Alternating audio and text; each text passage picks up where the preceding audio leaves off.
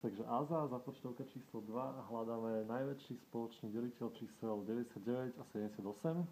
Hej, takže tie čísla si tu napíšeme. 99, 78. Hej. A teraz, koľkokrát sa 78 nachádza v 99? Jedenkrát. Áno. Teraz 78 sa opíšeme. Hej. A ako získame toto číslo? Získame ho tak, že vlastne vyrátame modulo 99 modulo 78. Hej. 99 modulo 78 je koľko? 21. 21, správne, Igor. Ďakujem. Čiže 21, hej? A 21 sa v 78 nachádza 3 krát a postupujeme ďalej, hej? Čiže 21 opíšeme. 15, 1, to robím z hlavy. 15, 6, 2, toto je 6, 3, 2. No a teraz sme vlastne sa dostali k stavu, hej, trojku opíšeme. A 6 modulo 3 je koľko? To je bez zvýšku, je to vlastne 2, zvýšok 0, hej?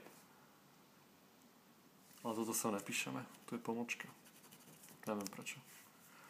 Teraz, toto sme vlastne, prvá etapa, druhú etapu začneme s tým, že tú trojku opíšeme sem a ona sa nachádza vlastne v celom tomto stĺpci, hej, čiže 3, 3, 3, 3, 3. Áno. X a y vyrátame pomocou tohto vzorcu, hej. D sa rovná x krát a plus y krát b, hej. Čiže ak by sme si zobrali napríklad tieto dve prvé hodnoty potrebujeme vyrátať.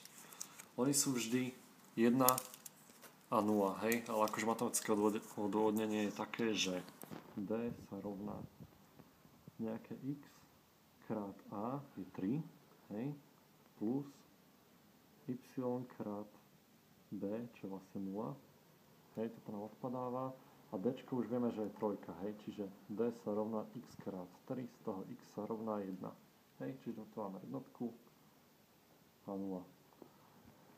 A teraz je tu taký trik, že toto číslo vpravo sa vždy opíše o jednu pozíciu vyššie, hej, a zase aplikujeme ten vzorec, čo máme tu. Čiže ak si napíšeme, že 3, to je to d, sa rovná 0 krát a, to je 6, plus y krát b, čo je 3, z toho nám vyplýva, že y je koľko? 1. A to píšeme sem.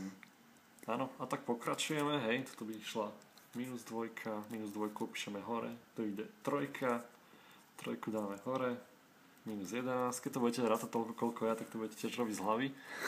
Minus 11, hej, 14. Áno, a nás vlastne zaujímajú tieto dve hodnoty, hej. A napíšeme ich zase v tomto tvare, to by vlastne výsledok celého príkladu. D sa rovná xa plus yb, D je 3, sa rovná minus 11, to je naše x krát 99, to je vlastne toto ačko, hej, to je to číslo, s ktorým sme začali, plus toto číslo 14 krát 78, áno, toto je náš výsledok. Si zabil!